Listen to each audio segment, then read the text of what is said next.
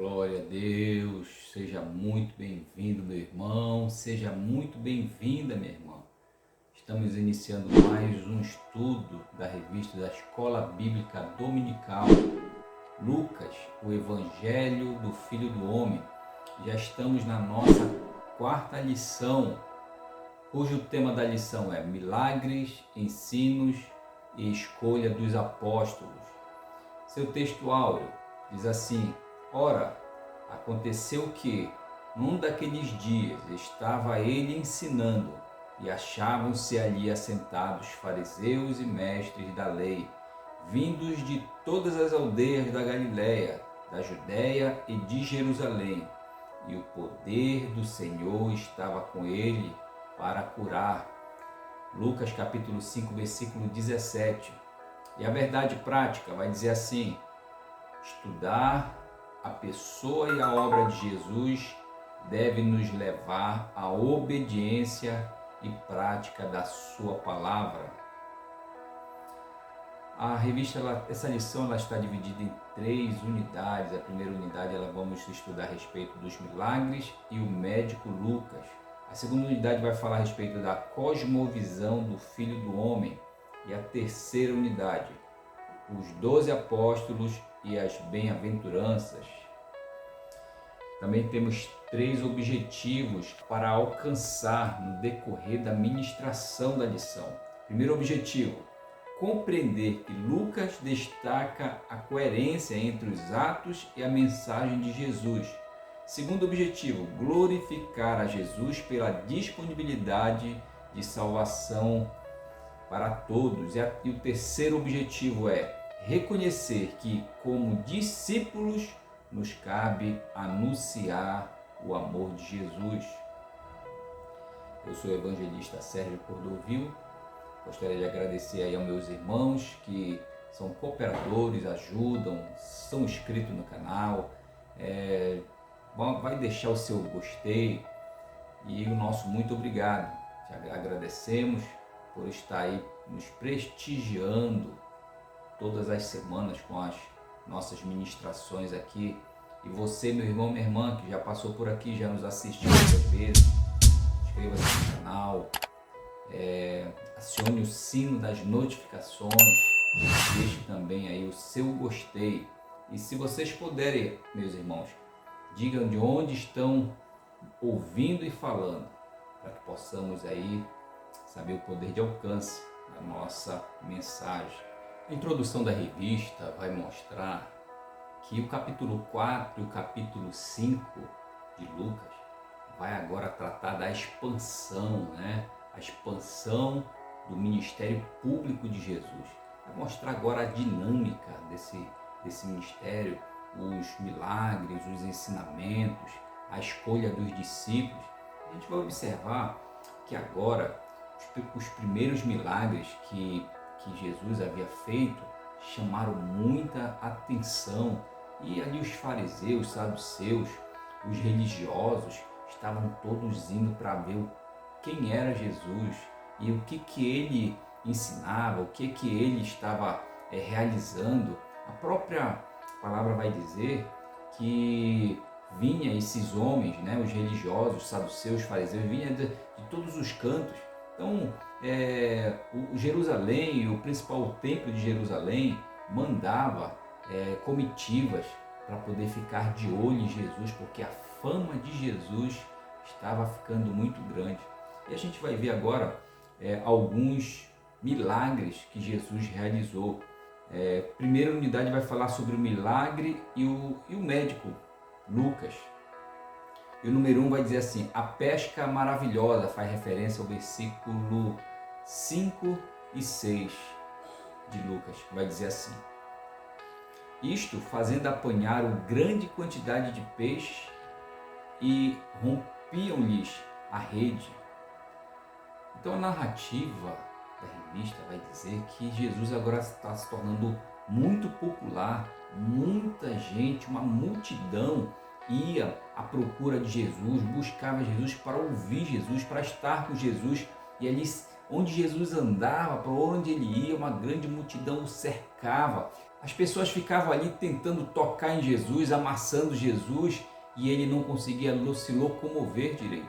E o episódio dessa pesca maravilhosa vai mostrar ali no lago de Genezaré. E a revista vem dizendo que Lucas, o evangelista, é o único que trata realmente o lago como ele deve ser tratado com relação ao seu nome.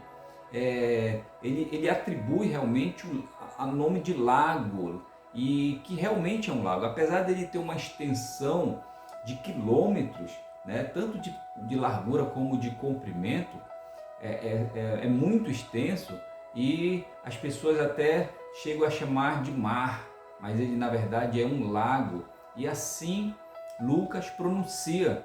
E a gente vai observar, a narrativa da revista traz para nós que esse milagre, a pesca maravilhosa, ela apresenta três aspectos logo de início. Ele vai mostrar o primeiro aspecto, que é o domínio completo de Cristo sobre os animais. A gente vai observar que quando Jesus se aproxima ali do lago e alguns barcos estão retornando de uma noite inteira de tentativa de pesca, uma pesca frustrada, né? A palavra de Deus vai dizer. Mas ali ele se aproximando do barco e fala para Pedro para que ele afastasse mais esse barco e tornasse a lançar a rede ao mar, né? E Pedro se volta para Jesus e diz assim: olha, a gente fez isso a noite toda, tentamos pescar e nada conseguimos apanhar, mas através da sua palavra, mediante a sua palavra, eu vou fazer isso. Então Pedro ele vai e faz, né? Lança novamente a rede ao mar, e para surpresa de Pedro, quando ele vai puxando a rede, ele vê que uma grande quantidade de peixe está ali dentro da sua rede. Então vai mostrar que Jesus ele tem um domínio sobre os animais, né? Jesus fez um milagre, fez com que esses peixes adentrassem dentro da rede, porque a melhor hora para se pescar é durante a noite, durante a madrugada, e isso Pedro, como pescador, sabia disso e tentou fazer isso a madrugada toda, a noite toda, sem êxito, não conseguiu. E aí ele, mesmo sem muita vontade, né, dizendo a Jesus: olha, segundo a tua palavra eu vou fazer isso. E ele faz, e para surpresa dele, uma grande quantidade de peixe, um grande cardume ali ele consegue pegar. E o segundo aspecto que a revista vai trazer é que mostra, né, o chamado de Pedro, né, a ser discípulo de Jesus. Então Pedro, a princípio, ele vai e chama, olha, chama Jesus de mestre. Mestre, segundo a tua palavra eu vou lançar a rede. Mas depois que Pedro começa a puxar naquela rede e vê que uma grande quantidade de peixe está presa ali, e a palavra de Deus não diz isso, mas você imagina Pedro puxando aquela rede tão pesada, muito peixe, e ele agora começa a olhar para Jesus, começa a ver Jesus, e parece que depois que ele consegue ali botar para dentro do barco, com a ajuda de outro barco que se aproxima, a palavra de Deus vai dizer que ele vai até a beira da praia, vai até a figura de Jesus e diz assim: olha, Senhor, afasta, já não chama mais agora Jesus de mestre, já chama ele de Senhor. Parece que reconhecendo a divindade, reconhecendo agora a divindade de Cristo, né? E ele chama ele de Senhor. Senhor, não te aproximas de mim, porque eu sou pecador. Já reconhecendo a divindade, dizendo que realmente Pedro, pecador que era, não merecia nem estar diante de Jesus.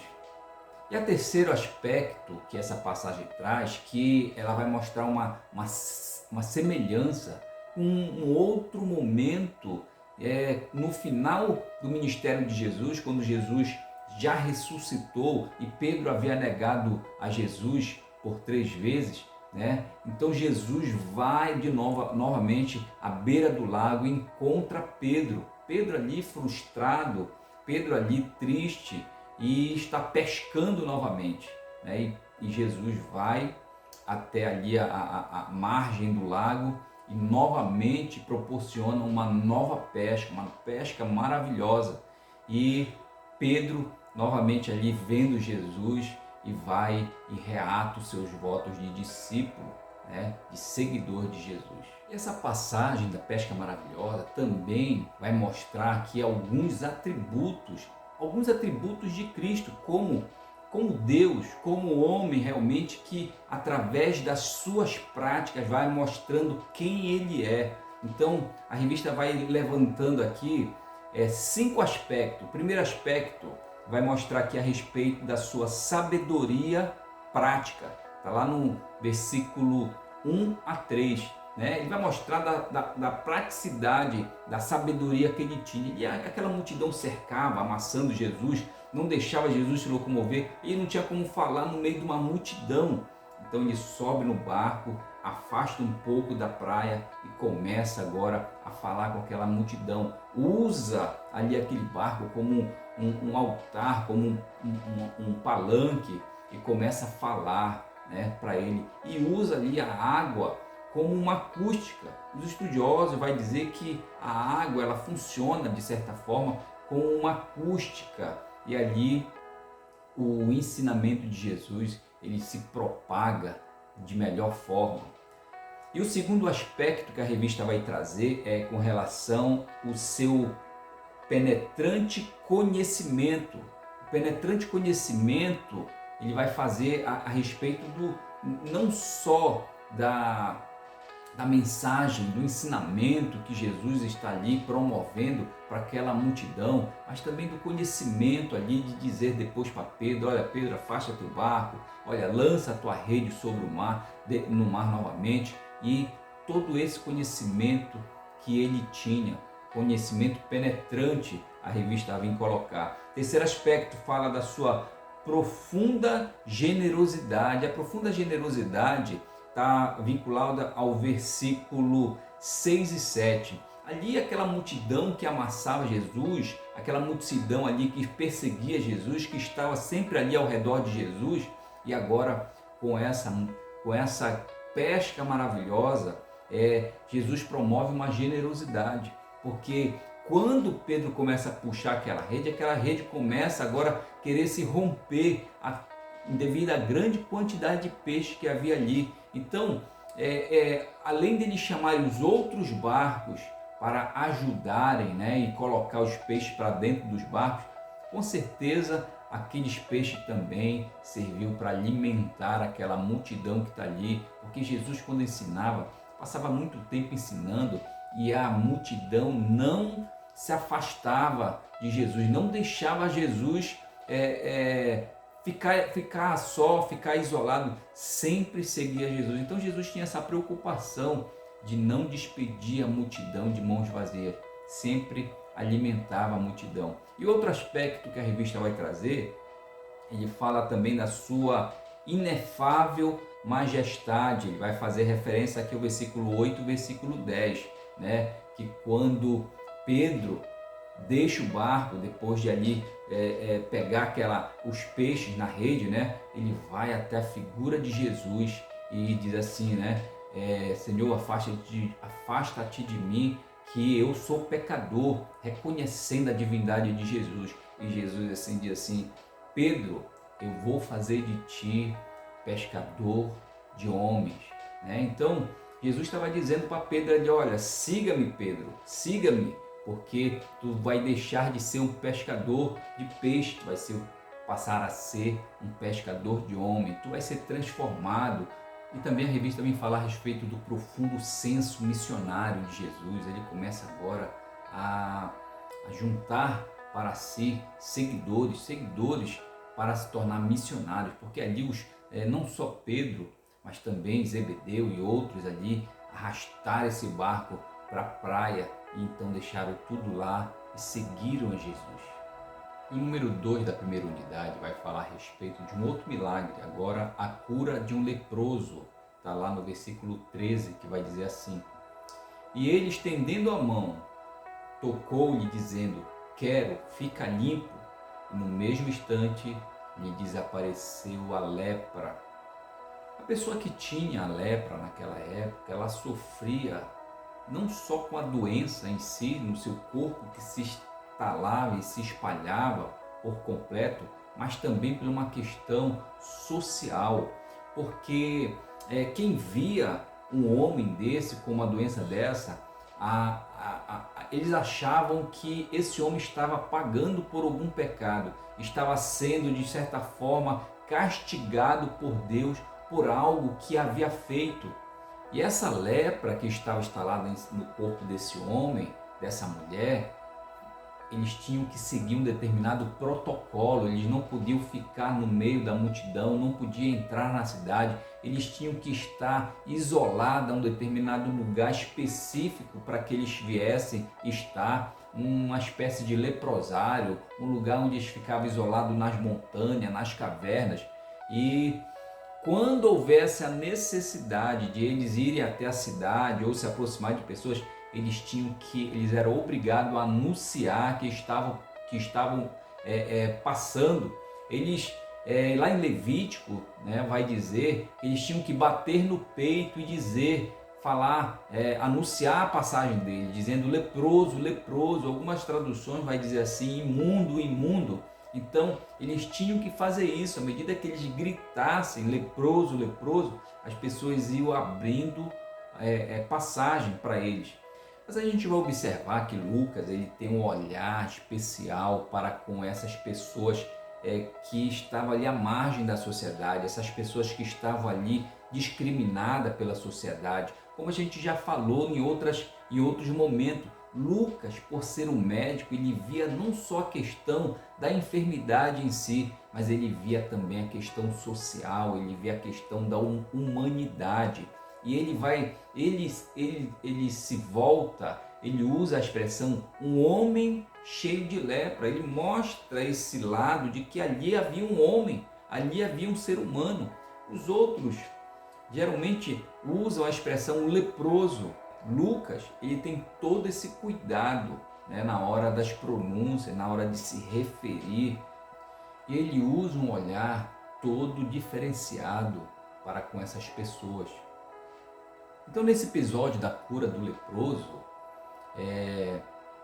o leproso se aproxima agora de Jesus e ele chega até Jesus clamando a ele por misericórdia.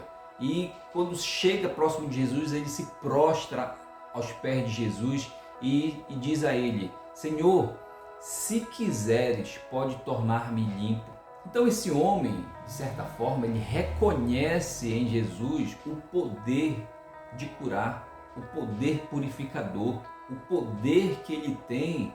Então esse homem reconhece o poder curador de Jesus, ele conhece o poder purificador de Jesus, porque ele diz assim, olha, Senhor, se quiseres, ele diz se quiseres, né? Porque isso aí vai da vontade de Jesus, porque poder ele tem para isso. Então ele se refere a esse momento a Jesus dizendo assim, Senhor, se quiseres, podes tornar-me limpo, né? E Jesus agora se aproximando desse homem, porque esse homem havia falado simplesmente de uma certa distância, e Jesus agora ele quebra o protocolo, ele antes de falar, ele toca nesse homem. Podemos imaginar quanto tempo esse homem não sofria um toque, quanto tempo esse homem não era tocado por alguém, e agora vai Jesus e quebra esse protocolo, porque o protocolo era que eles deveriam estar afastados, isolados, longe da sociedade, longe das pessoas. Agora Jesus vai e toca.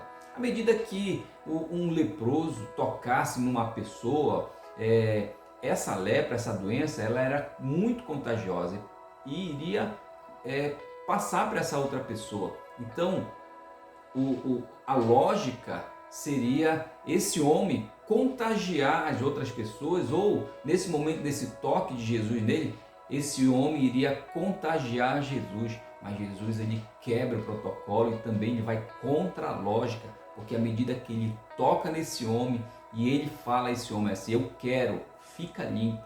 Então instantaneamente, na mesma hora, esse homem agora fica livre da sua lepra. Então, ao invés dessa enfermidade contagiar Jesus, Jesus é que contagia esse homem com seu poder curador, com seu poder purificador. número 3 da primeira unidade vai falar de um outro milagre, uma outra cura, a cura de um paralítico em Cafarnaum, fazendo referência ao versículo 20, que diz assim: Vendo-lhes a fé, Jesus disse ao paralítico: Homem, estão perdoados os teus pecados.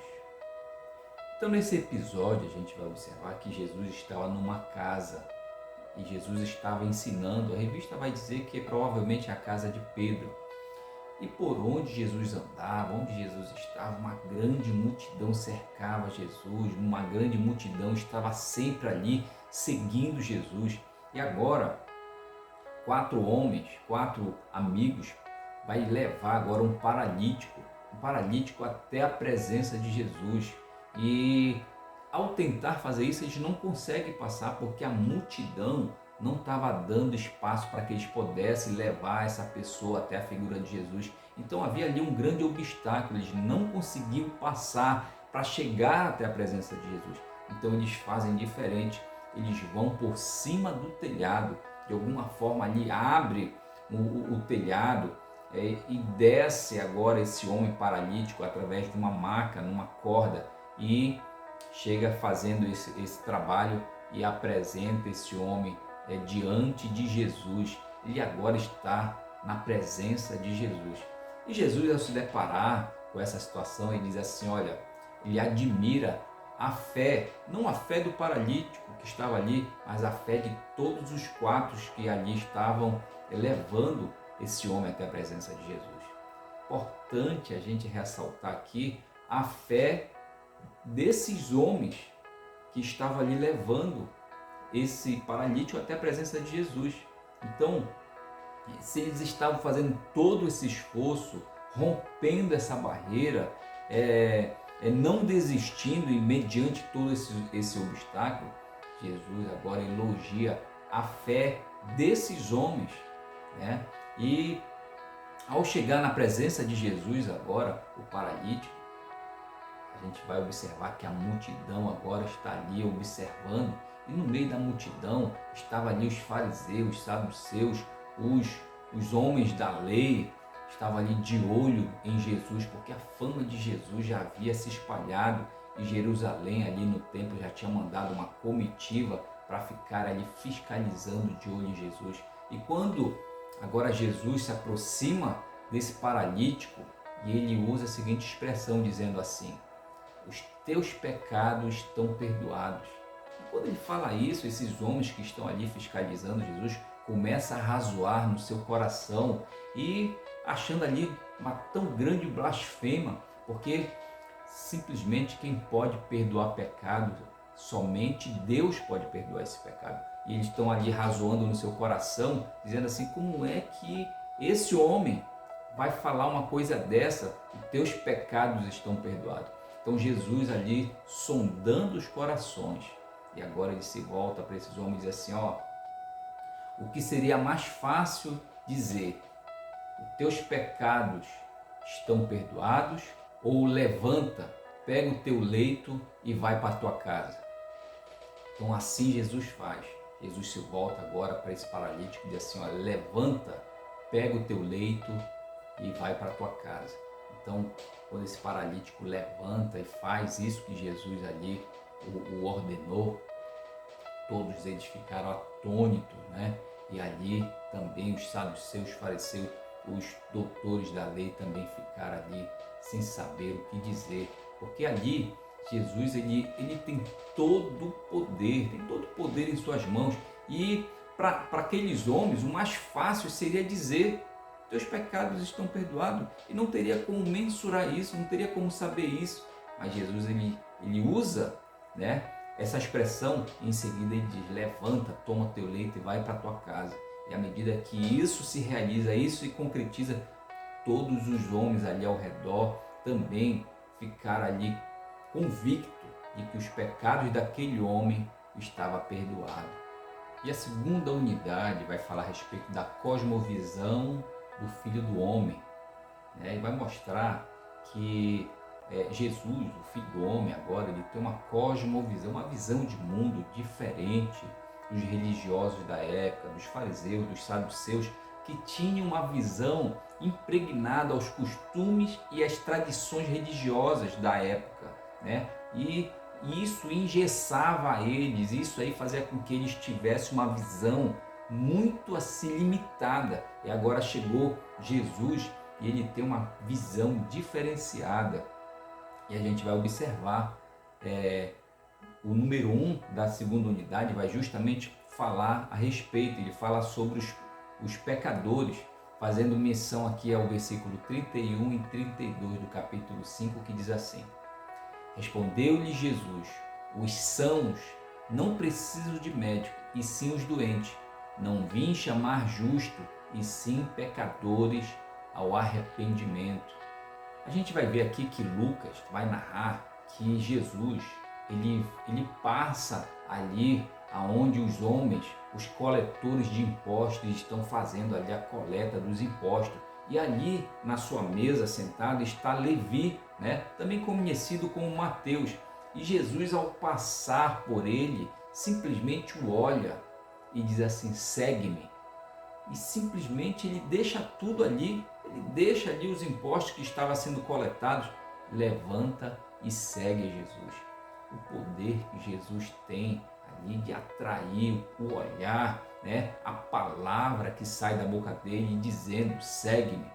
E Levi não pensa duas vezes, simplesmente levanta, deixa tudo para trás e segue ao mestre. Então esse fato ali observado pelos saduceus, pelos fariseus, pelos doutores da lei, isso eles deixa a eles muito indignados, porque os coletores de impostos ali, Levi e seus amigos, eram pessoas ali que estavam condenadas a ir direto para o inferno, porque eram pessoas ali que de certa forma tinham uma fama de meter a mão, cobrar a mais os impostos agora dos judeus. Então agora Levi ele vai e levanta, segue Jesus, e depois que ele segue Jesus, ele promove ali um grande banquete em sua casa e chama os seus amigos, outros coletores de impostos. E os fariseus, ao verem essa cena, e aí logo condena Jesus, né? E ele se senta à mesa com os coletores de impostos, com os publicanos, com os pecadores. Então Jesus ele não veio para os justos, ele veio para os injustos. Jesus ele não veio para os sãos, ele veio para os doentes. Assim como ele diz na palavra que os sãos não precisam de médico, e sim os doentes. Mas a gente vai observar que esses homens aí, os fariseus, os saduceus, os doutores da lei, eles eram muito mais doentes do que esses outros homens, porque eles não reconheciam a sua doença. Agora Jesus ele vem para os doentes, mas aqueles que reconhecem, que realmente precisam, que necessitam, que realmente estão precisando dessa mudança, estão realmente doentes, estão precisando ser curados. Então, não é que esses homens eram justos ou que eles eram sãos, mas eles não reconheciam. A grande diferença é essa, que eles não reconheciam que precisavam de Jesus, que precisavam dessa cura. Agora, ali, os publicanos, os coletores de impostos, que eram recriminados, que ao olhar desses religiosos, eles já eram condenados, né? Mas eles, os publicanos, reconheciam que precisavam realmente dessa mudança, que precisavam realmente ser curado por Jesus. E o número 2 e o número 3 da segunda unidade vai tratar um a respeito sobre o jejum e o outro a respeito sobre o sábado. A cosmovisão, a visão agora do Filho do Homem, de Jesus, com relação ao jejum, com relação ao sábado, em detrimento da visão ali dos religiosos da época. Vamos fazer a leitura dos dois versículos, o versículo 34 e o versículo 5, já do capítulo 6. Versículo 34 diz assim: Jesus, porém, lhes disse: podeis fazer jejuar os convidados para o casamento enquanto está com eles o noivo? E o versículo 5 do capítulo 6 diz assim: e acrescentou-lhes: o Filho do Homem é Senhor do sábado. Então o episódio sobre jejum, a cosmovisão, a visão que Jesus tinha a respeito desse jejum era muito diferente dos fariseus. Os fariseus, eles tinham o jejum como eles jejuavam e se orgulhavam disso, e também falavam aos quatro cantos, demonstravam até que estavam jejuando. E aí agora Jesus está sendo questionado por que seus discípulos não jejuavam. E aí Jesus ele conta três pequenas parábolas, rápidas parábolas para ele. A parábola do odre novo, do vinho novo em odre velho, outro do remendo, e também conta a parábola do noivo. Tudo isso para mostrar agora a visão de Jesus quanto à questão do jejum. Ele vai falar justamente dessa alegria, da felicidade que tem agora a noiva, as pessoas junto do noivo. Ele se autoproclama o noivo. Então, em função do noivo estar ali presente, não haveria necessidade de jejuar, porque era motivo de alegrar-se e não motivo de estar jejuando, porque o noivo estava ali. Então, os religiosos da época preferiam se agarrar aos seus status sociais, a seus costumes e tradições ali com relação à prática do jejum, sem realmente se importar com a questão dos ensinos de Jesus.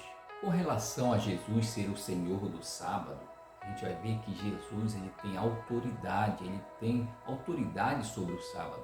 Sobretudo quando esse episódio onde agora os discípulos estão ali apanhando umas espigas, mas esse apanhar, ele estava ali apanhando espigas para poder se alimentar. Eles ficavam caminhando de um lugar para o outro e muitas das vezes o alimento que eles carregavam não era suficiente. Então agora eles estão apanhando umas espigas para poder matar a sua própria fome.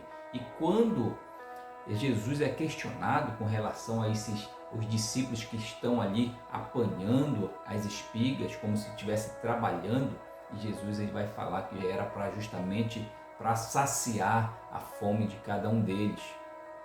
E esse episódio também com relação ao sábado ele vem à tona quando Jesus cura o homem da mão ressequida. Algumas traduções vai dizer que da mão endurecida. Então Jesus ele faz essa cura durante o sábado, e agora também ele é questionado pelos religiosos que ele está realizando cura durante o sábado. Mas Jesus ele quebra esse protocolo em função de atender a necessidade do ser humano, a necessidade agora do próximo. Então a lei ela não pode acabar em si mesma, ela não pode cumprir-se em si mesma. Ela acaba sendo algo vazio, algo sem nexo, se realmente a pessoa não olhar para o próximo, não cuidar do próximo, não atender ao próximo, em detrimento de querer cumprir a lei. E os religiosos da época, eles se importavam mais em cumprir a lei do que o sofrimento das pessoas que estavam ali, as pessoas que os cercavam. E isso vai fazer com que a lei se torne fria, sem um propósito, sem realmente a importância de olhar para o próximo com olhar de misericórdia. E a terceira unidade vai falar a respeito dos 12 apóstolos e as bem-aventuranças. A gente vai observar agora que Jesus vai escolher os seus 12 discípulos, seus 12 apóstolos. E o número 1 vai falar justamente sobre isso, a escolha dos 12 apóstolos, e faz ali menção ao versículo 13 do capítulo 6, que diz assim: E quando amanheceu, chamou assim os seus discípulos e escolheu 12 dentre eles, aos quais deu também o nome de apóstolo. Então agora, com a oposição ao ministério de Jesus, os religiosos da época estavam intensificando essa oposição. Então Jesus agora ele se retira para orar, ele vai para o monte, vai orar, e quando ele volta, ele vai fazer a escolha agora dos seus 12 discípulos e vai dar o nome a eles de apóstolos. Então ele começa agora a selecionar os seus discípulos. Então o ministério de Jesus vai sofrer agora uma grande oposição, vai ser perseguido.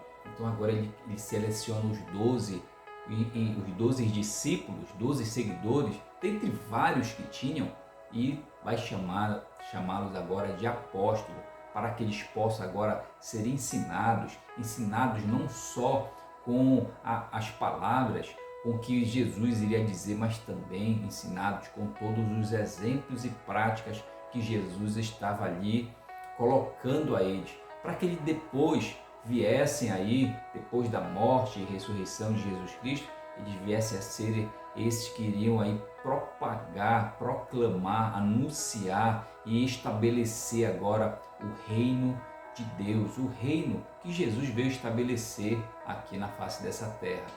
E o número 2 da terceira unidade vai falar sobre as bem-aventuranças, que faz menção aí ao versículo 26, que diz assim: ai de vós, quando todos os louvarem, porque assim procederam seus pais com os falsos profetas. Então as bem-aventuranças que Cristo vai anunciar agora aos seus discípulos, ela vem acompanhada aqui de alguns ais, né? Então ele faz uma contraposição das bem-aventuranças e o ais. Então isso daí ele vai mostrar e serve não só para os discípulos da época, mas também serve para os seguidores de Jesus, também dos nossos tempos, para nós também. Ele vai falar a respeito dessas bem-aventuranças e faz menção aí ao versículo 20 até o 26 do capítulo 6.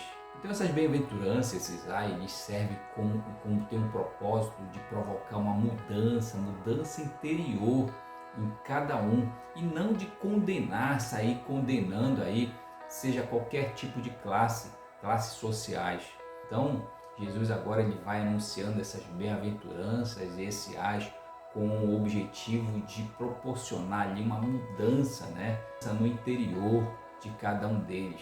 E o número 3 da terceira unidade vai falar a respeito do guia de cego, trave no olho e dos fundamentos, fazendo menção aí ao versículo 40, que vai dizer assim: o discípulo não está acima do seu mestre.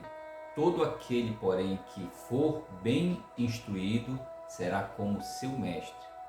Então Jesus se utiliza de algumas parábolas aqui para ratificar o ensino dele, e uma das parábolas que ele usa é a parábola do cego que guia o outro cego, fazendo aqui uma crítica, né, apontando agora para os fariseus, para os saduceus, que ensinavam as pessoas, mas eles não sabiam o caminho, não sabiam para onde ir, era porque eles estavam cegos, eles não sabiam agora para onde eles deveriam realmente caminhar e esse caminho, encontrar a verdade, encontrar o caminho correto. Então era como se um cego tivesse conduzindo o outro cego. E a outra parábola que Jesus utiliza também é a parábola do cisco no olho, que ele vai dizer assim: como é que uma pessoa que tem uma deficiência tão grande ou tão maior que a outra, que tem uma deficiência bem menor, vai querer estar corrigindo essa com a deficiência. Ele vai falar assim justamente da questão do cisco no olho, né? A pessoa que está se importando com o cisco do olho que se encontra no olho do seu irmão, enquanto que não percebe que no olho dele tem uma trave, tem um cisco muito maior. E como é que ele quer resolver o problema do irmão e não se importa com o seu? Mas a gente vai observar aqui que não é que você não possa corrigir ou tentar corrigir ou observar o cisco ou o problema, né? O problema que está na vida do irmão, né? A ênfase aqui é que Jesus está dizendo assim: olha, você tem que resolver primeiramente o seu problema, o cisco do seu olho, a trave que está no seu olho. Então depois você tenta corrigir ou tenta apontar ou chamar a atenção de alguma forma o cisco que está, ou o problema menor que está na vida do seu irmão, né? Mas a pessoa se importa tanto com o problema ou quer resolver um problema que está na vida do seu irmão e não se importa com o grande problema que está na sua vida, ou não percebe o grande problema que está na sua vida. Essa é a ênfase do ensinamento com relação aí ao cisco no olho. Jesus também vai falar dos dois fundamentos, né? Que o homem, ele edifica a sua casa, constrói a sua casa, um sobre a rocha e outro sobre a areia.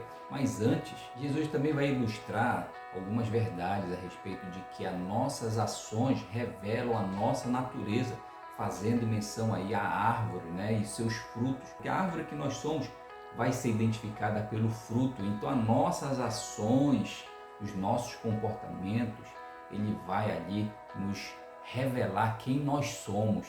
E também ele vai falar uma ilustração a respeito da boca e do coração, né? A radiografia que mostra no coração aquilo que sai da nossa boca. As nossas palavras que são produzidas pelas nossas bocas são a radiografia do nosso coração, porque a nossa boca produz, a nossa boca fala aquilo do que o coração está cheio. E a conclusão com relação aos dois fundamentos, a gente vai observar que duas casas, né, são construídas em ambientes diferentes. Uma é construída sobre a rocha, com alicerce sobre a rocha, o outro é construído com alicerce sobre a areia, né? E esse sobre a rocha representa Cristo Jesus. Então as duas casas, aos olhos humanos, parecem ser casas iguais, mas a grande diferença está no alicerce, está na sua base, onde não dá para se perceber. Então aquele que constrói a sua casa um alicerce firme, forte na rocha, que é Cristo Jesus, e não vai ser abalado. Pode vir aí os dias maus, pode vir aí os tempos ruins, e essa casa não vai sofrer nenhum abalo, ou vai sofrer um abalo mínimo, mas aquela casa que é construída sobre areia, quando vier os dias maus, quando vier aí os tempos ruins, com certeza essa casa vem abaixo, ela vai ruir, ela vem ao chão, porque ela não está alicerçada, fortalecida, construída sobre a rocha que é Jesus Cristo. E assim mesmo nós muitas das vezes chamamos Jesus de Senhor, até falamos, produzimos, né? Mas como é que está o nosso fruto? Como é que está as nossas atitudes e os comportamentos com relação àquilo que sabemos a respeito de Cristo, aquilo que dizemos a respeito de Cristo? Então, o mais importante de que dizer, falar e saber é praticar, é ser prático, é ir lá e fazer, é ir lá e estender a mão, é ir lá e produzir exemplos práticos de que realmente é um seguidor de Cristo, de que realmente é um cristão, de que realmente é aquele que vive os ensinamentos de Cristo.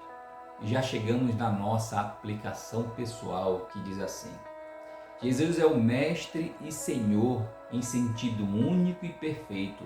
Mais do que aprender sobre Ele, o grande desafio é tornar-se semelhante a Ele. Então que o Senhor possa nos abençoar, nos proteger e nos guardar, que esteja com as suas mãos potentes sobre as nossas vidas, nos protegendo e nos guardando. Essa é a nossa oração, em nome de Jesus. Amém.